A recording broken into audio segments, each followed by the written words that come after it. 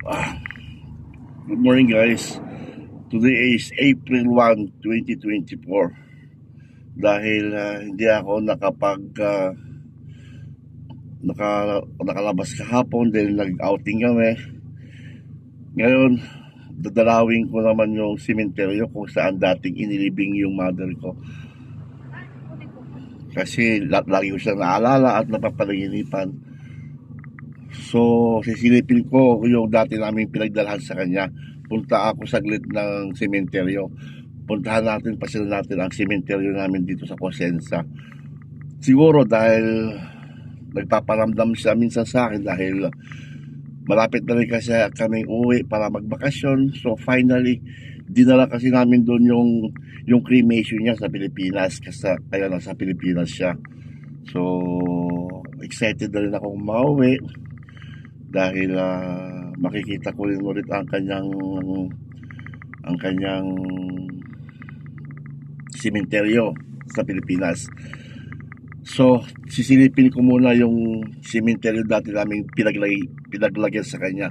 Sa amin din naman yan ng 30 years. May kontrata kami dyan, sa kanya pa rin yan nakapangalan. So, tara.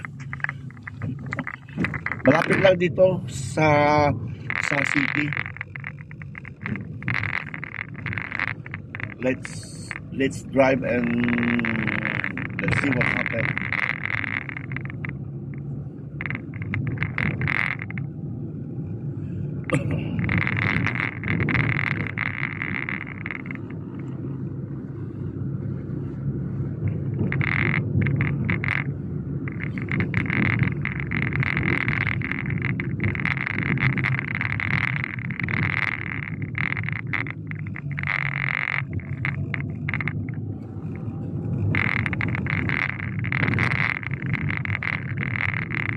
Quite sometimes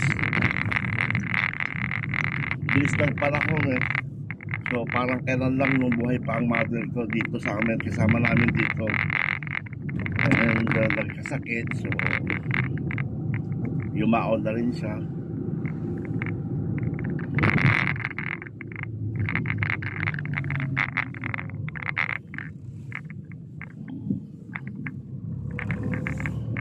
Time flies too much fast.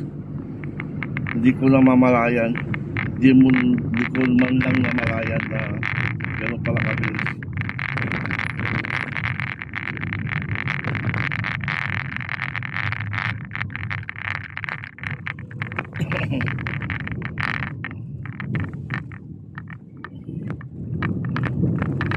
Total, malapit naman kami uwi. So, magdalaw ko na siya ulit sa sementeryo, Pilipinas. Kasi, dinala namin dyan sa Pilipinas ang kanyang cremation nung last time na umuwi kami for vacation. Napagkakasunduan na yung magkakapatid.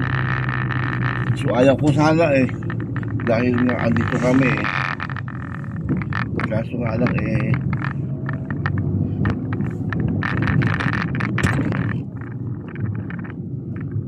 mas gusto ng kapatid ko yung andon kasi yun ang bili niya doon daw sa kanyang asawa, gusto lang ipasok doon sa tatay ko, kaya pinasok namin.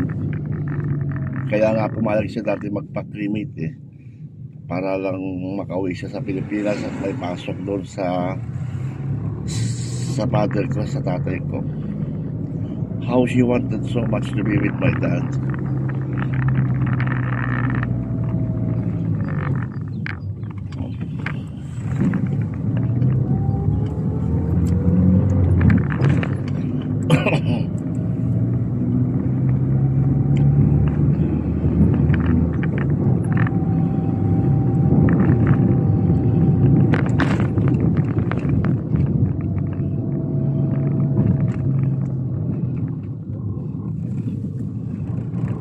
Diyan yung school ng anak ko diyan tapos na yan. Diyan ang school ng anak ko noon, nag-aaral siya. Malayo ang nilalakad din niya noon. Matyagaan din siyang pumasok noon wala siyang absent kahit malayo yung school niya. Andun yung main, ito parang secondary. Kapag marami ng masyadong estudyante doon, yung iba ililipat nila dito.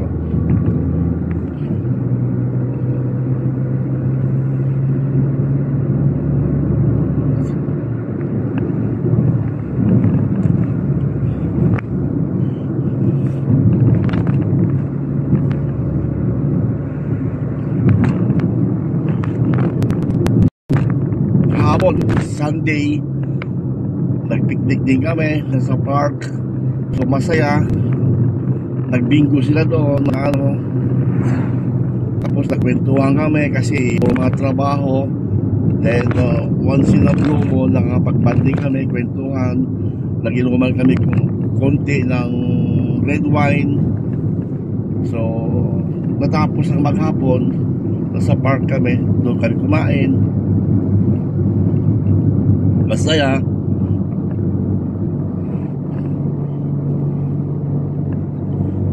Actually, lahat ng mga tao doon is a part of Couples for Christ. Ngayon hindi na siya Couples for Christ, binago na, missionary na siya,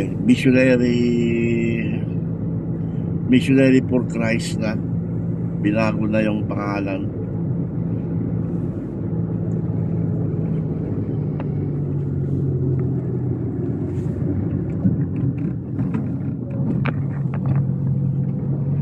Okay, lapit na. Pagtawid natin dito ng tulay, ayan na oh. This is the cemetery of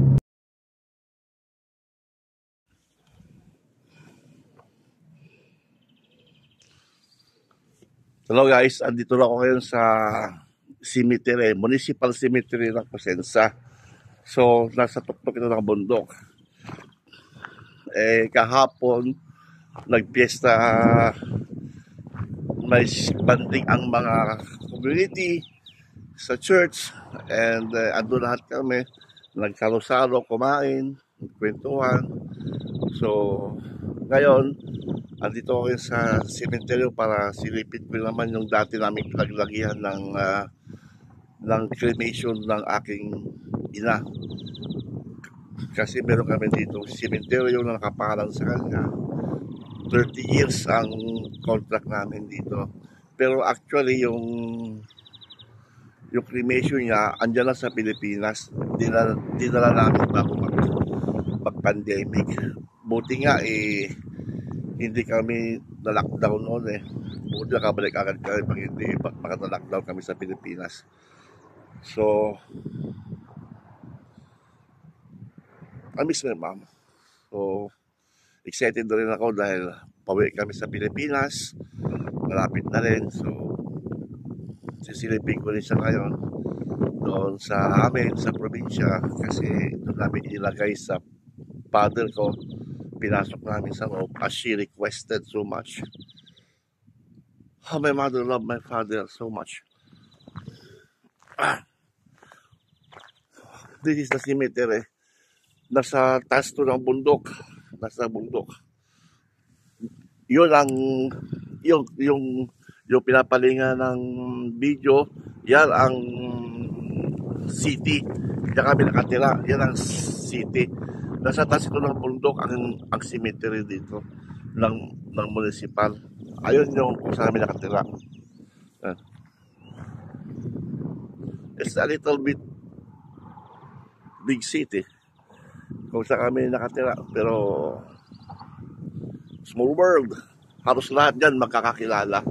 Napakalaki dyan, pero halos lahat magkakakilala ng mga tao dyan. Pag sinabi nila hindi namin sila kilala, it's a joke. Yung mga so laki oh. Hey, Dugi, puntahan natin kung saan yung mother ko noon.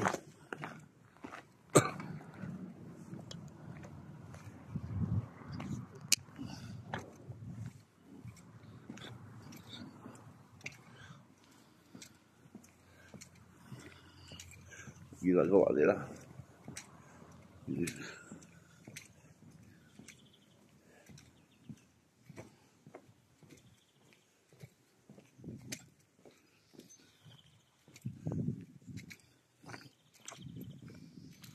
small church din dito. Mayroon sa small church, administration office, administration office.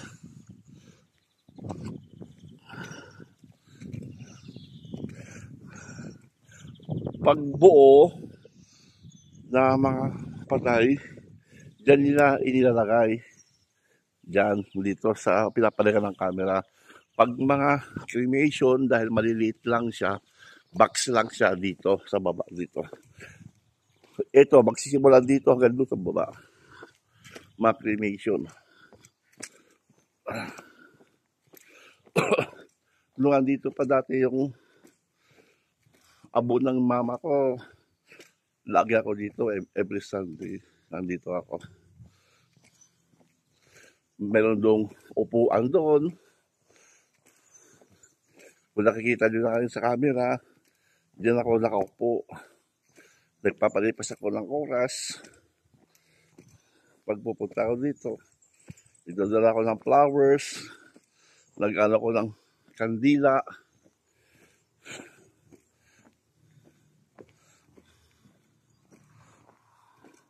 Papalipas ako ng oras dito pag ano, kapag every Sunday, nung dito pa yung abo ng mother ko. Matagal na ako hindi nakapunta dito kasi wala na siya dito eh.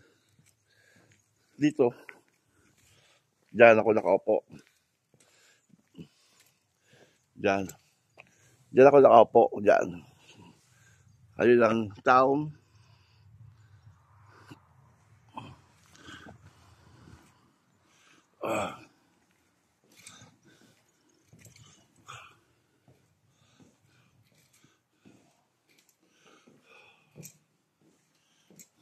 Ito.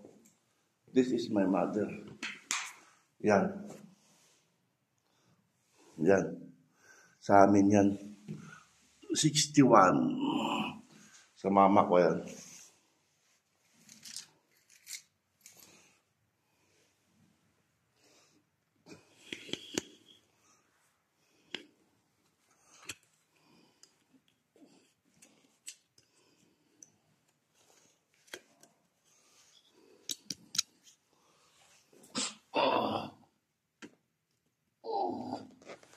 Mulai ke kandila.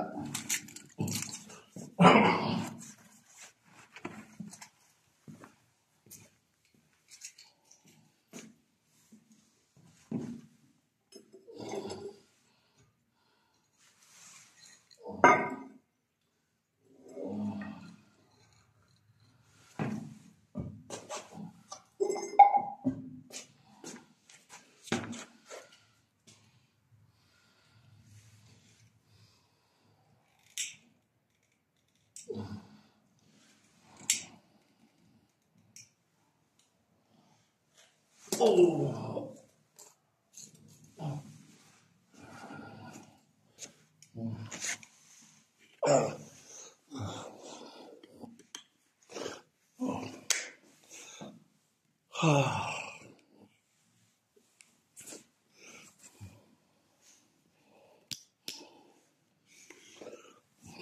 Yan. Yan ang tomb ng mother ko sa cremation. Nakapangalan pa rin sa kanya yan hanggang ngayon. 30 years na sa kanyang kapangalan yan. Diyan namin dati inilagay nung i-cremate.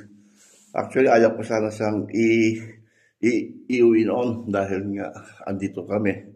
Mahirap umuwi sa Pilipinas dahil andito ang mga buhay namin sa ibang bansa. So, hindi ganoon kadali ang pag-uwi-uwi sa Pilipinas eh. Hindi ganoon kadali. Kasi marami kami obligasyon dito. Mayroon kaming monthly bills. Mayroon kaming mga monthly na binabayaran. So, hindi ka pwede hindi magtatrabaho. Hindi ganoon kadali. Kasi kapag nagbakasyon ka, it takes a month or it takes 2 months without salary. So, how can you pay your bills kung gano'n? Kaya kailangan mag-ipon talaga. So, bira ka kayong makawin sa Pilipinas. Nung ako, Kasi magto 25 na yung son ko, yung my first child, yung son ko, magto 25 na siya. So, ibig sabihin, 26 years na ako dito. 26 years na ako dito. So, dalawang beses pa lang nakauwi eh. Isang beses, pagkatapos yung pangalawang beses ko nakauwi nung bago mag-pandemic, nung dinala namin yung mother ko. So, 26 years na andito ako, dalawang beses pala ako nakauwi. Pero isang buwan lang yun. Nung last time bago mag-pandemic, nung umuwi kami, nung dinala namin ang mother ko, isang buwan lang kami. Hindi, wala kang isang buwan eh. Dahil sumakay pa kami. Tapos dumating kami doon the day after. The day after. Tapos bumalik kami 3 days before, nagpa-packaging na kami. Wala nang pasyal-pasyal yun. Kasi naghahanda na kami eh. Nagbabagabagahe na kami. So, ngayon, uuwi ulit kami. We're staying in Philippines for 40 days vacation. Pero actually, walang 40 days eh. Kasi uwi kami, magbibiyahe kami, darating kami dyan the day after. So, nakain na agad ang 2 days. So, 40 days less 2 days, di 38 days na lang. Plus, pagpabalik na kami, 3 days before, ayan na, nagbabagahe na lang. Nagbabagahe na rin. So, 3 days plus 2 days, 5 days. So, kung gusto mag-enjoy talaga, you have our 35 days. So, na mag-enjoy kung mamamasyal, you know.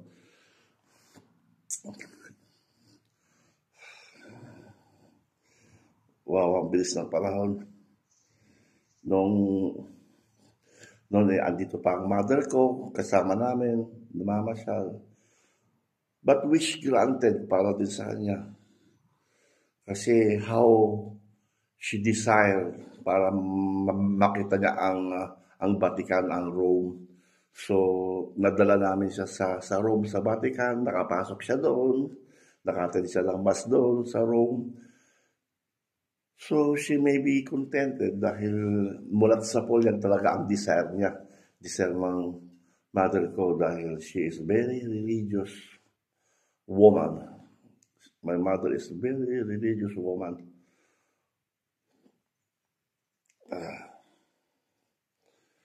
Ito, puro cremation lahat ito. Puro cremation lahat itong mato. Ito. Ayun, buo.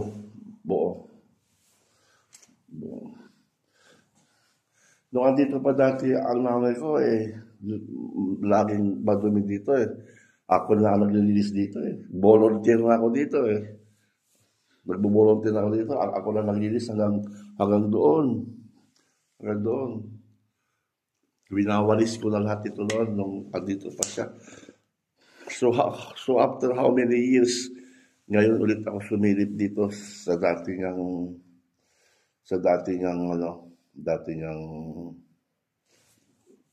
libing.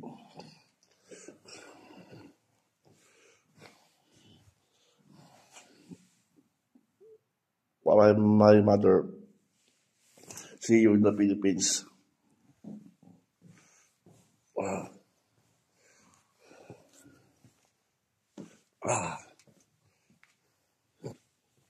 Malaki cemetery na to dito eh. Malaki. Makikita mo yung mga bundok dito, mga pine tree, ano. Nasa tuktok siya ng bundok. So, presko rito.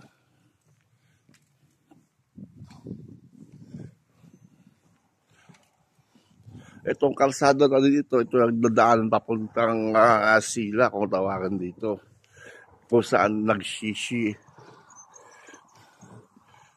Sabi nila ng mga kaibigan natin dito dahil bawal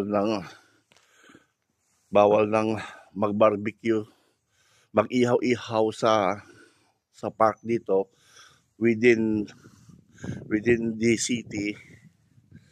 So kailangan namin lumabas sa pumunta ng bundok para lang makapag-barbecue, mag-ihaw-ihaw kasi mahilig sila sa ihaw-ihaw.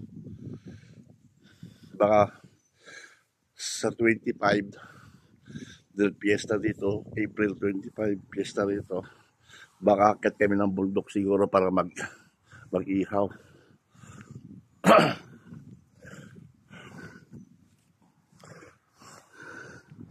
Kaso nga lang, ang problema lang kasi, kapag sa bundok kasi, hindi pwedeng mag-inuman doon.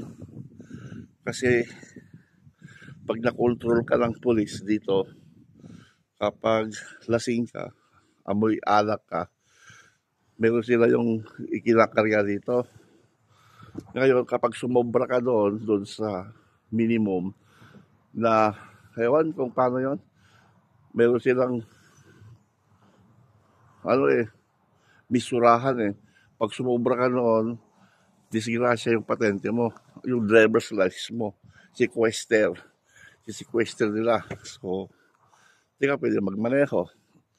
Yun ang problema. Mahirap ako ng driver's license dito. Kasi pag na-sequester ang driver's license mo kasi dito pinaigting nila yung batas dahil walang problema pag ikaw ang madisgrasya. Kaso ang problema ay meron kang iba na madidisgrasya mo. Yun ang kanilang katwiran. Kaya yung batas dito lalo nilang pinahigpitan. Kaya yung mga kapag nakipagkwentuhan ka sa cellphone na nagdadrive ka, sequester din yun. Lasing ka, sequester din yun. Wala kang driver's license. Tapos, hindi ka pwedeng magmaneho ng 2 taon. Tapos, after 2 years, magdadriving school ka ulit. Back to zero. Yung mga overtaking lang, mga parking lang, mata-charge ka lang by multa and babawasan nila ng points. Kasi dito, every driver's license, meron kang 20 points. Bawat grave violation, meron silang ibinabawas na points. Hanggang pag umabot ka ng 20 points, wala yung driver's license mo. Kukuhanin nila. Naka-record lahat. Lahat ng mga kotse dito ng mga police, mga tawag mo dito?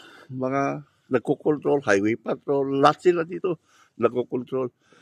Pag nakontrol ka dito, hindi ka makakalusot kasi na ngayon, tawag mo dito, unified ba tawag dito, ano ba yun?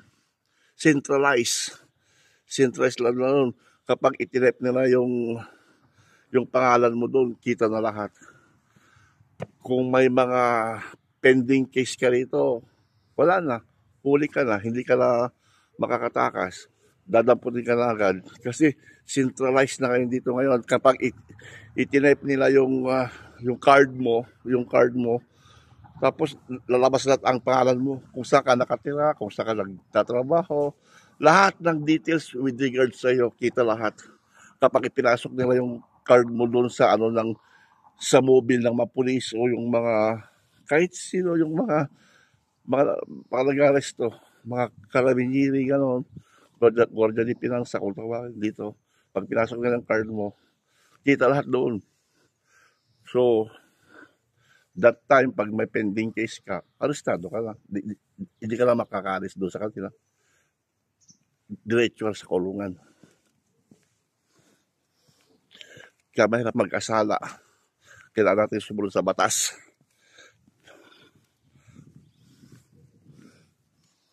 Balik na simbahan na dito. Halika, iyan natin yung simbahan nila dito. I-travel tour natin.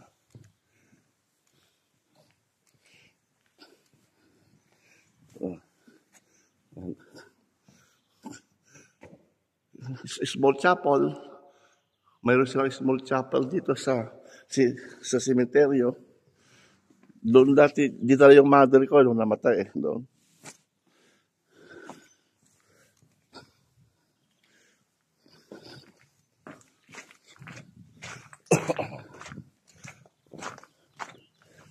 Andito kami sa gilid ng sementeryo.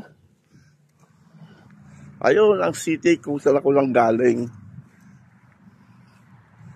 Diyan ako lang galing kanina, diyan.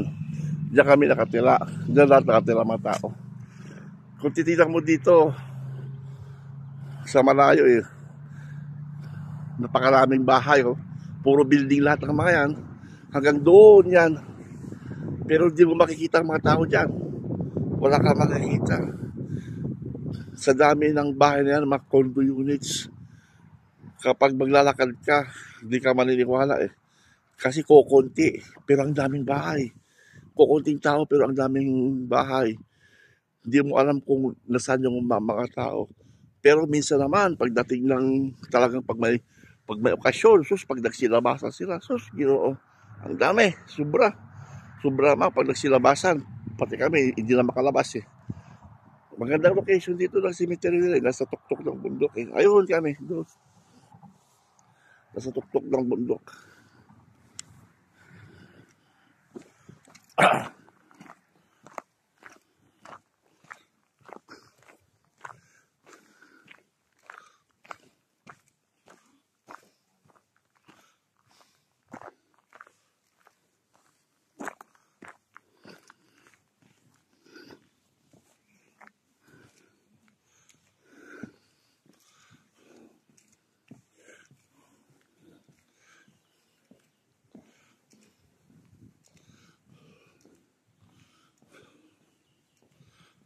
Okay. Yan. Yung highway na yan. Papunta yan sa bundok yan. Papuntang baka dyan di kami pupunta. Dadaan, akit ng bundok. Diyan kami dumadaan pag-akit ng bundok. Tapos, pagdating mo sa high peak ng bundok na yan, malamig yan. Malamig yan. Pag nakating ka na sa high peak na yon, na 1.2, 1.3 meters above sea water, then magsisimula ng paibaba yan. Bagsak mo sa kabila naman, kabilang dagat naman. Kabilang dagat na yon. Maganda rin yung dagat dyan sa kabila ng bundok na yan. White sand din. Yari na rin kami dyan Ito ang sementeryo ng Cosenza. Ito.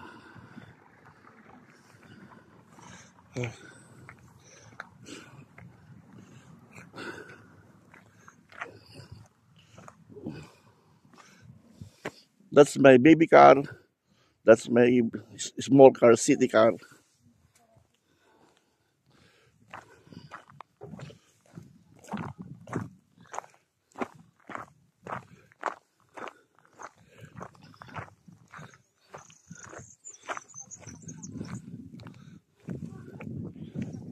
Ako lang yata sa mga kapatid ang maingat sa sasakyan. For my 27, 26 years ko rito, dalawa pa lang ang kotse ko. Yung una at saka yan. Samantalang yung bayaw ko, naka-5. Yung isa, naka-4 lang sasakyan. Ako, pangalawa pa lang yan. Maingat ako sa sasakyan, maingat ako sa gamit.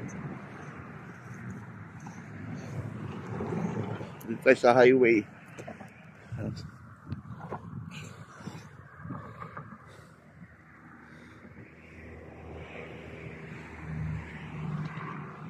Yan. Yang tulay na yan, isa ako sa gumawa dyan. Nagtrabaho ako kasi dati sa sa kalsada. Bumagsak yung tulay na yan Ako ang nagmason dyan sa ilalim. Inayos namin dahil nag-crack. Hindi ko na pwede yung gawin. Matanda na ako.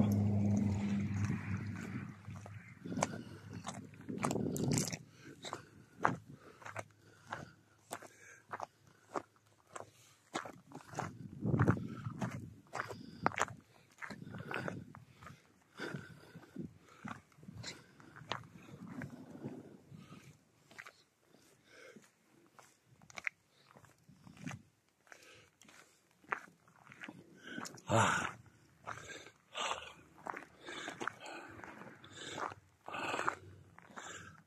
okay. Okay. Hanggang dito na lang muna. At uwi na ako sa bahay. O, magbibisita iglesia ka tayo. Sandali. Patay ko muna. Finally, now, uwi na tayo sa bahay. Nakapag-bisita iglesia na tayo. Duman ako sa church kung saan nabinyagan yung aking anak na babae. Pero sarado. Sarado sila yun. Pero dumaan ako. Duman din ako kung saan bininyagan yung anak kong lalaki sa church. Tapos duman din ako kung yung simbahan kung saan kami ikinasal ng aking wife. Kasal kami sa Pilipinas pero nagpakasal ulit kami dito. So, yung simbahan na church namin, yung kung saan yung church na may malaking cross, yung entrance ng Cosenza, yung unang simbahan na pagpasok mo dito sa city ng Cosenza, doon kami ikinasal ng aking wife. So, 3 simbahan ang binisita iglesia ko ngayon. Duman lang ako kasi sarado na sila. Kasi kahapon bukas sila eh. Kahapon di man ako nakalabas kasi nasa picnic. So, duman ako. Nag-pray over konti. So, okay, masaya. Galing din ako sa cemetery. Sa mama ko. Dinalaw ko kung saan namin dati siya inilagay. So, okay. Happy na. Total, makikita ko rin naman ulit ang mother ko ulit kasi sa Pilipinas, pauwi kami. So, andun na yung kanyang cremation. So, looking forward na makarating kami ng maayos sa Pilipinas. And na-enjoy namin ang vacation na to.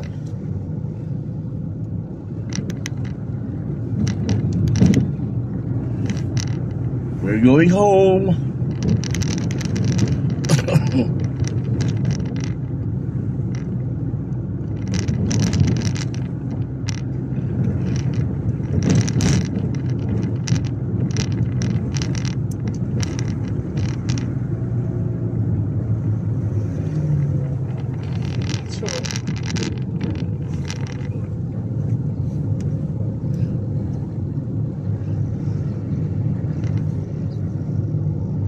Oh, daming parking space.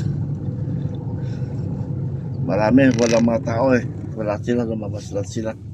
Madaming parking space. Dito lang ako. Sa tapat ng bahay namin. Hindi na. Dito na lang ako. Sa kabila pala. Dito lang pala ako. Para mas maganda.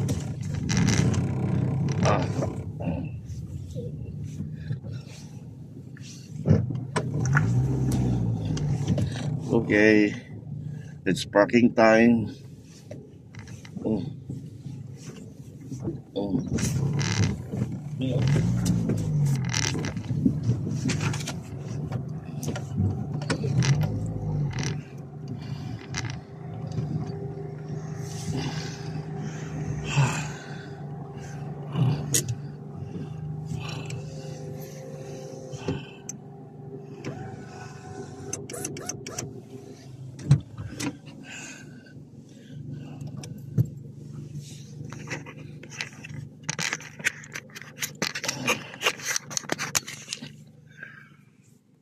We're home.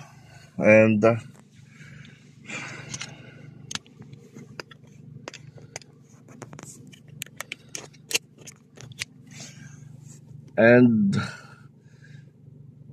happy Easter Day to everyone. And sana maging huwag nating i-wish yung iba sana ang i-wish natin maging mabuti tayo lahat. Kakalimutan natin yung iba. Ako kinakalimutan ko ng iba eh. Ako, ang wish ko lang sana maging mabuti akong tao, mabuting tao ang aking mga pamilya. Lahat tayo maging mabuting tao. So, bye-bye and see you, and thank you for coming to my adventure, to my sa araw ko ngayon. Lunes, fiesta rito. And salamat sa pagsama. True vlog. Dahil maga pa dito. So, salamat sa inyo lahat. And bye-bye. Salamat sa pagdaan sa wall nyo.